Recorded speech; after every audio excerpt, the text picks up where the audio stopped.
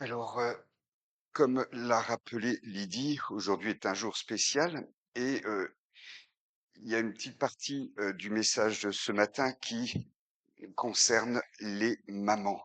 Mais auparavant, je vais demander si on peut projeter la diapositive numéro 1, s'il est possible, au technicien. Voilà. Alors, ce message, j'ai désiré le commencer par deux attitudes très différentes d'enseignants chrétiens ou prétendument chrétiens. Voici l'image de Nestor. Nestor, c'est une sorte d'enseignant itinérant. Imaginez qu'il vienne un jour dans cet accoutrement et dise à peu près ceci. Ah, j'ai observé ce qui se passe dans votre communauté. Et j'ai vu ce qui ne va pas. Je ne vous félicite pas. Vous devriez avoir honte de vous. Vous ne respectez pas l'autorité de vos responsables. Vous vous permettez de les tutoyer. Vous appelez vos enseignants par leur prénom et même par un diminutif. Vous osez même leur faire des blagues insolentes. Les plus jeunes d'entre vous ne sourient même pas à leur humour tant très spirituel.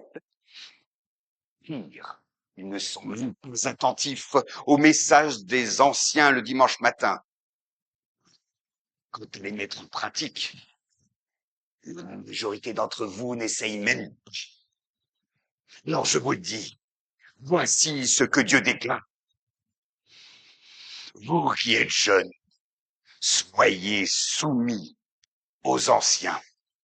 Oui, considérez-les comme vos pères et acceptez qu'ils vous corrigent coup de bâton au moindre égarement. C'est ainsi que vous retrouverez le bon chemin, la voie étroite de soumission à l'autorité. Et vous, les anciens, ne soyez pas si mous avec eux. Fin du scénario numéro 1. Voilà pour l'attitude de Nestor. C'est cinglant, hein. Maintenant, je passe à l'attitude de l'autre personnage. Ah, c'est celle de Firmin. Firmin qui nettoie les chaussures d'un invité. Quand il reçoit des personnes à déjeuner, il leur demande d'enlever leurs chaussures et il leur prête des chaussons. Bon, jusque-là, plusieurs d'entre nous ont le fait. Et entre l'apéritif et le repas, il vient dans le salon avec son nécessaire à cirage, nécessaire à chaussures, et se met littéralement, à cirer les bottes de ses invités. Il nettoie tout de fond en comble. Les invités se trouvent ainsi gênés. Enfin, Firmin, il proteste un peu, mais intrigué, il laisse faire. Et Firmin en profite pour dire que, en agissant ainsi, non seulement il fait du bien aux chaussures, non seulement il augmente la qualité de l'accueil qu'il veut réserver à ses invités, mais en plus, il met en pratique de façon moderne ce qu'a fait Jésus-Christ pour ses disciples. Et c'est là qu'on passe à la troisième diapo.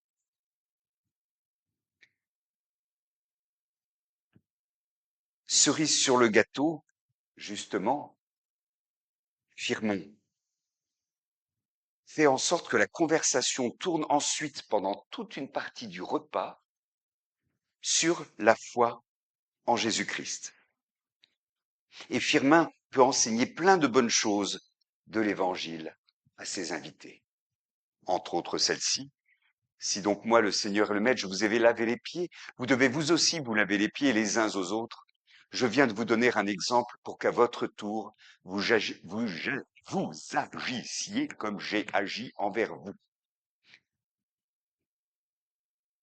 À votre avis, j'ose espérer une unanimité. Quelle est des deux attitudes la meilleure, celle de Nestor ou celle de Firmin? Firmin à ma droite, Firmin, Firmin. Bravo pour l'unanimité. J'explique pourquoi l'attitude de Nestor est mauvaise. D'abord parce que Nestor ne cite qu'une seule partie du verset qu'il a mis en avant, 1 Pierre 5, et laisse de côté la suite qui a pourtant aussi une grande importance, car elle permet de trouver un équilibre dans l'attitude. Lisons-la. 1 Pierre 5, 5. De même, vous qui êtes jeunes, soyez soumis aux anciens. Et tous, dans vos rapports mutuels, revêtez-vous d'humilité. Car Dieu résiste aux orgueilleux, mais il fait grâce aux humbles. Je pense que Nestor n'a pas fait preuve de beaucoup d'humilité dans ses rapports avec les autres. Il ne dit lui-même même pas qu'il peut faire aussi des erreurs. Et un autre verset situé quelques lignes plus haut suffit à montrer l'erreur de l'attitude de Nestor. 1 Pierre 5, chapitre 3, 1 Pierre chapitre 5, verset 3. N'exercez pas un pouvoir autoritaire sur ceux qui ont été confiés à vos soins, mais soyez les modèles du troupeau. Nestor est un modèle de rigueur. Mais, contrairement à l'exhortation biblique, il exerce un pouvoir très autoritaire. Peut-être ne se souvient-il plus de ce beau verset de Philippiens, chapitre 2, verset 3, que l'humilité vous fasse regarder les autres comme étant au-dessus de vous-même. Donc, vous avez raison, l'attitude de Firmin est de loin la meilleure, car tout en servant son prochain avec humilité, il continue à enseigner. Je précise que cette attitude permet aussi de dire la vérité aux autres, même des vérités qu'ils n'ont pas envie d'entendre. Mais l'attitude de Firmin permet de dire ces vérités avec beaucoup d'amour. Et je cite, à l'appui de ce que je viens de dire, le verset d'Éphésiens chapitre 4 verset 15, en exprimant la vérité dans l'amour, nous grandirons à tous égards vers celui qui est la tête, Christ. Et nous sommes tous, vous et moi, enclins à respecter davantage la parole de ceux qui nous servent et non pas qui nous dominent. Même si certains abusent de la gentillesse de ceux qui nous servent. En tout cas, chacune et chacun de nous devrait accepter de s'entendre dire des vérités par des personnes qui nous ont démontré leur amour en actes et qui continuent de le faire. Voilà pour les premières réflexions tirées de ces deux attitudes opposées d'enseignants. Et je vais maintenant vous dévoiler deux raisons pour lesquelles j'ai commencé ce message de cette façon. Première raison, on l'a déjà entendu, c'est aujourd'hui la fête des mères. Or, généralement, sauf exception, la marâtre de Cendrillon par exemple, les mamans ont la bonne attitude. Je pense à la marâtre, hein. Mais à part elle, bon, Renaud pensait à une autre dame aussi, mais à part elle, les mamans ont la bonne attitude, celle de Firmin. Elles accomplissent des tâches souvent ingrates et servent avec amour, humilité et fidélité sur la durée. Non seulement leurs proches, c'est déjà pas une sinécure, mais aussi beaucoup d'autres personnes et nous enseignent tant de bonnes choses. Et il n'y a pas tortillé. C'est déjà vrai, même quand elles ne sont pas chrétiennes. Ça l'est encore plus lorsqu'elles le deviennent. Elles savent allier amour et fermeté. Elles savent nous rappeler à l'ordre quand c'est nécessaire. Nous pouvons donc féliciter les mamans pour tout cela. Bravo, mesdames, à toutes les mamans. Bien évidemment, ceci dit, le débat reste entier. Les uns estiment qu'ils profitent de ce jour spécial pour rappeler leur amour à leur maman, à leur mère, et les autres disent non mais vous avez vu l'aspect commercial de ce jour? Moi, je démontre l'amour à ma maman tous les jours de l'année. Fais-le. Mais revenons maintenant à la seconde raison de ce message. Vous et moi, que ce soit ici à Bourg-Bruche ou dans de très nombreuses autres églises locales, on peut se poser la question suivante sur le lavement des pieds. Pourquoi ne le pratique-t-on pas dans l'église? La réponse est tirée d'une parole de Jésus. Nous allons relire le texte de Jean, chapitre 13, versets 13 à 17. Si vous m'appelez maître et seigneur, et vous avez raison, car je le suis, enfin, vous m'appelez maître et seigneur, et vous avez raison, car je le suis. Si donc moi, le seigneur et le maître, je vous ai lavé les pieds, vous devez vous aussi vous laver les pieds les uns aux autres. Je viens de vous donner un exemple pour qu'à votre tour, vous agissiez comme, comme j'ai agi envers vous. Vraiment, je vous l'assure, un serviteur n'est jamais supérieur à son maître, ni un messager plus grand que celui qu'il envoie. Sur l'ensemble de ce texte, et cela se voit notamment au versets 13 et 16, Jésus met en balance le grade de maître, vous m'appelez maître, je le suis, et celui de serviteur.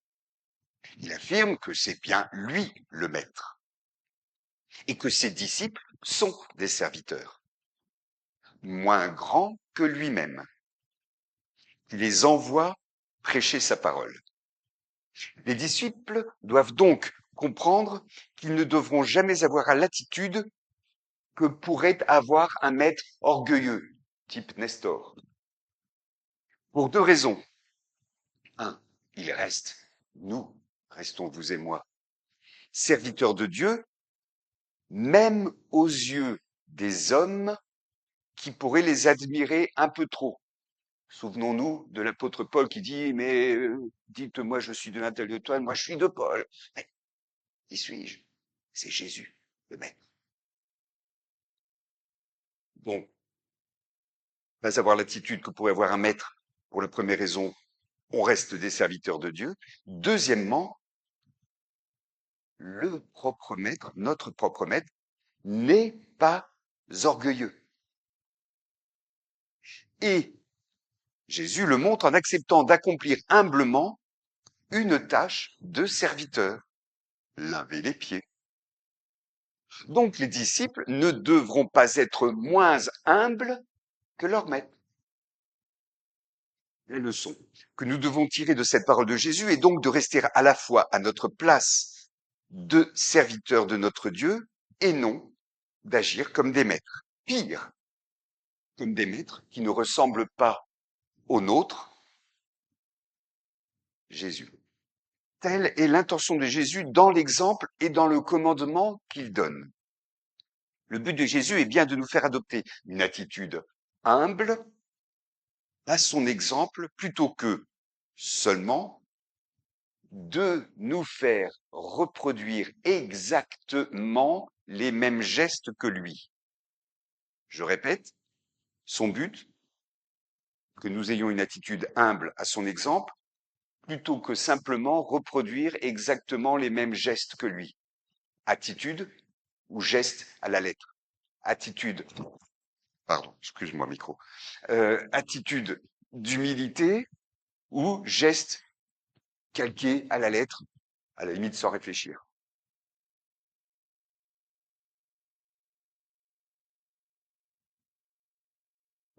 Mettre en pratique ce que Christ avait l'intention de nous enseigner est plus important que de reproduire au détail près l'illustration qu'il nous donne de son enseignement. En bref, pratiquer l'humilité entre nous est plus important que nous laver mutuellement les pieds. Certains commentateurs ont d'ailleurs noté en grec, comme en français, qu'au verset 15, Jésus ne dit pas aux disciples de faire ce que je vous ai fait, mais comme j'ai agi envers vous. C'est pour ça que je l'ai répété 3 fois tout à l'heure. Comme. Et non pas, ne faites pas ce que j'ai fait, mais comme j'ai agi envers vous. Donc pas le même geste exactement, mais selon la même attitude de cœur. Une autre indication du fait qu'il faut prendre le geste de Jésus au figuré, au sens figuré, vient des versets 6 à 8 de ce même chapitre. Je lis dans la version du Semeur. Quand vint le tour de Simon-Pierre, celui-ci protesta. Toi, Seigneur, tu veux me laver les pieds? Jésus lui répondit. Ce que je fais, tu ne le comprends pas pour l'instant. Tu le comprendras plus tard. Mais Pierre lui répliqua. Tu ne me laveras pas les pieds, sûrement pas.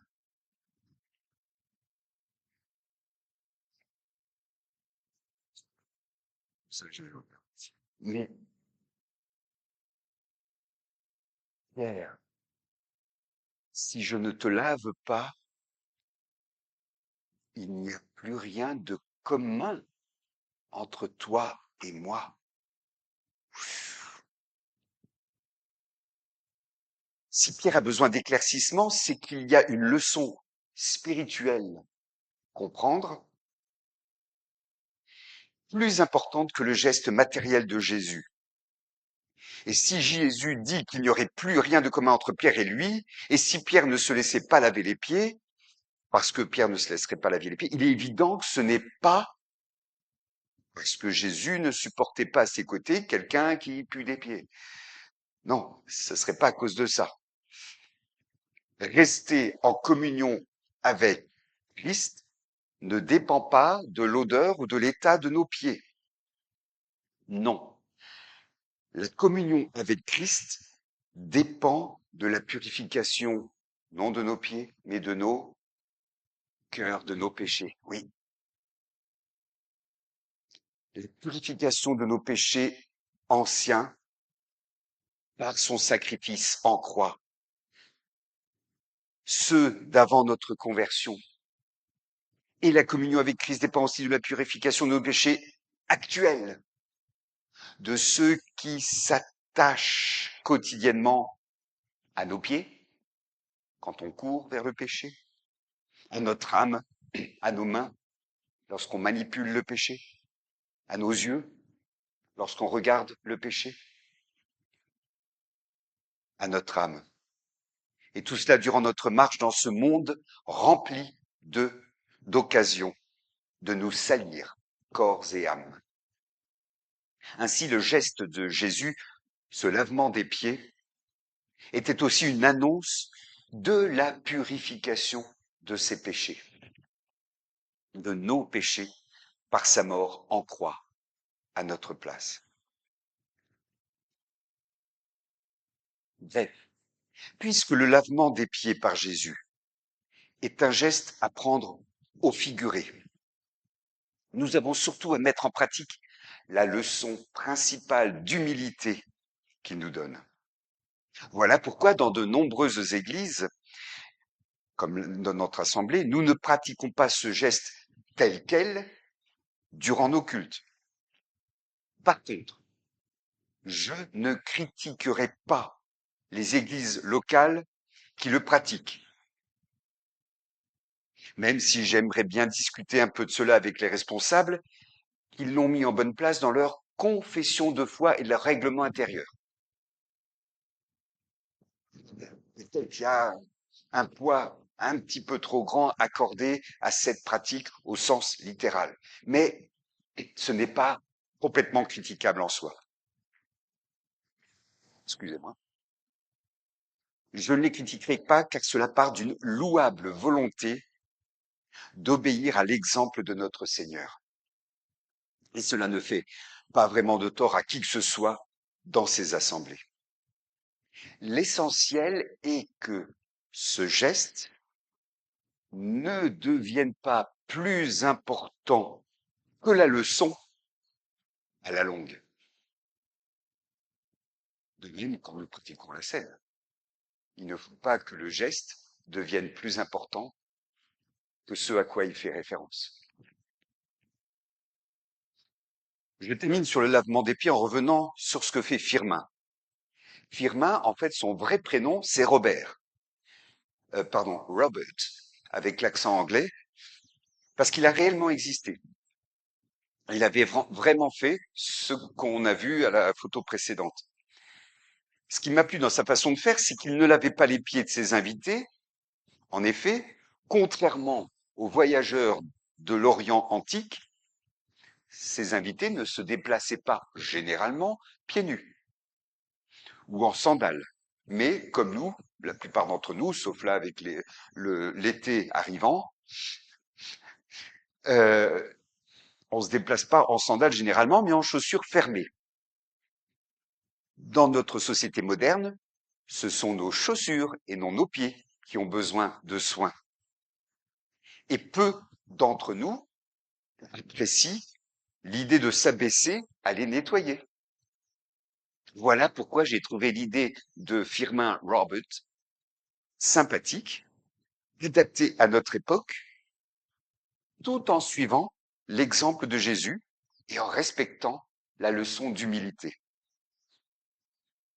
Donc oui, je pense avoir répondu à la deuxième question posée, mais peut-être que dans leur réflexion, certains d'entre vous peuvent se poser encore d'autres questions à la suite de celle-ci. Par exemple, certains pourraient se dire, bon, ok, on va critiquer le lavement des pieds. La question qu'on pourrait se dire, c'est, voilà, j'ai pratiqué, on ne pratique pas dans cette église le lavement des pieds au sens strict du terme, au sens concret, on peut le pratiquer par l'attitude d'humilité, mais pourquoi, justement, pratiquons-nous la scène d'une façon hyper stricte au sens propre du terme? Le geste concret, le même que celui de l'époque de Jésus. Et on peut répondre à cela très rapidement qu'il s'agit d'un mémorial, d'un geste de mémoire que Jésus nous a laissé en attendant qu'il revienne. Un geste qu'on peut accomplir tel quel parce qu'il n'est pas dépassé dans sa forme. Si maintenant on vient pas avec des pieds qui sentent mauvais, la crotte de chameau et le sable mal lavé, c'est pas nos pieds actuellement, mais on continue à avoir faim et à avoir soif. On continue à boire et à manger du pain de nos jours, du vin ou du jus de raisin. On le fait encore de nos jours. Donc, le geste, c'est le même actuellement que celui de l'époque de Jésus. Voilà pour une réponse très rapide, très concise. On peut encore se poser la même question, mais sur un autre symbole encore. Et le baptême alors? Avec tout le tralala, et tout l'immersion, voire même l'aube blanche. C'est bien un geste symbolique dont la signification est plus importante que le signe. Et là, je répondrai que cette fois-ci, le commandement de Jésus est très clair. Dans le texte, nous devons faire ce qu'il a fait et non pas seulement comme il a fait.